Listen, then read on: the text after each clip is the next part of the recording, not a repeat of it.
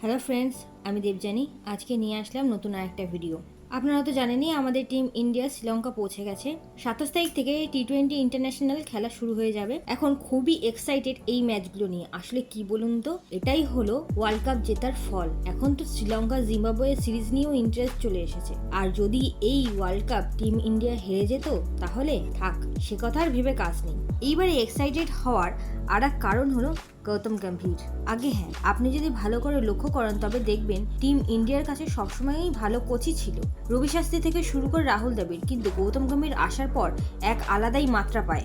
কিন্তু হ্যাঁ, এমনটাও নয় যে গৌতম গম্ভীর কোচ বলেই টিম জিতে যাবে। হ্যাঁ, এটা ঠিক যে কলকাতা জিতেছে, তার আগে কিন্তু লখনৌ দুবার হেরেও গেছে। শ্রীলঙ্কা সিরিজের আগে গৌতম গম্ভীরের সামনে কিছু প্রশ্ন আছে, যার উত্তর তাকে খুঁজে বার করতে হবে। তা কি সেই প্রশ্ন, দেখে নেওয়া যাক। প্রথম প্রশ্ন, সূর্যকুমার যাদবের ক্যাপ্টেন্সি। সূত্র অনুসারে কাল সূর্যকুমার গ্রাউন্ডে টিম মিটিং করেছিল, সবাই ছিল, হার্দিক কিন্তু ছিল না। হ্যাঁ, পরে টিমের সাথে ট্রেনিং জয়েন করেছিল, নিজের খেলা নিয়ে কোচের সাথে আলোচনাও করেন। আসলে ওয়ার্ল্ড কাপের পর সাধারণ মানুষের মতন হার্দিকও এটাই আশা করেছিল এবার ক্যাপ্টেন উনিই হবেন। কিন্তু সূর্যকুমার ক্যাপ্টেন হওয়ায় হার্দিকের স্বপ্ন ভেঙে চুরমার হয়ে যায়। সবাই এটাই ভাবছেন হার্দিক এত ডিসঅ্যাপয়েন্ট হয়েছেন বলেই হয়তো টিম হার্ডেলে যাননি। এবার কোচ গৌতম গম্ভীরকেই ব্যাপারটা সামলাতে হবে। যে সূর্যকুমার মুম্বাই টিমের হার্দিকের ক্যাপ্টেন্সিতে খেলছে, সেই সূর্যকুমারের ক্যাপ্টেন্সিতে হার্দিককে খেলতে হবে, যেখানে টিম ইন্ডিয়ার ক্যাপ্টেন হওয়ার কথা ছিল কিনা হার্দিকেরই। এবার এটাই দেখার এই পরিস্থিতিতে কিভাবে গম্ভীর স্যার হার্দিককে খেলার জন্য মোটিভেট করেন। প্রশ্ন নম্বর 2, শুভমান গিল ওপেনার হলে ফিনিশারকে।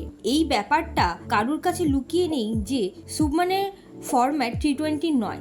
জিম্বাবুয়ে সিরিজের পর তো অনেকেই ভেবেছিল T20তে হয়তো শুভমান জায়গাও করতে পারবে না, কিন্তু শুধু জায়গাই নয়, ভাইস ক্যাপ্টেনও ঘোষণা করা হয়েছে তাকে। মানে এখন শুভমান ওপেনিং করলে তার সাথে SSC জয়সওয়াল খেলবেন, 3 এবং 4 নম্বরে ঋষভ আর সূর্যা নিজে খেলবে।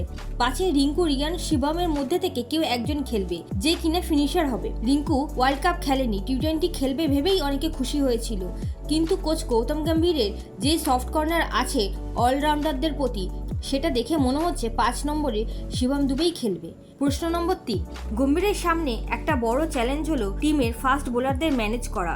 ভবিষ্যতে 5টা টেস্ট ম্যাচ নিজেদের মাটিতে খেলবে, 5টা বর্ডার গাভাস্কার ট্রফির জন্য অস্ট্রেলিয়াতে খেলবে team India.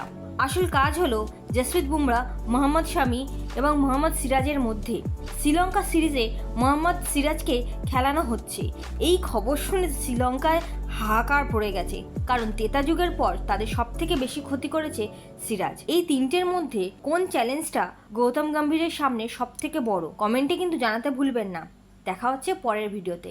Till then, tata.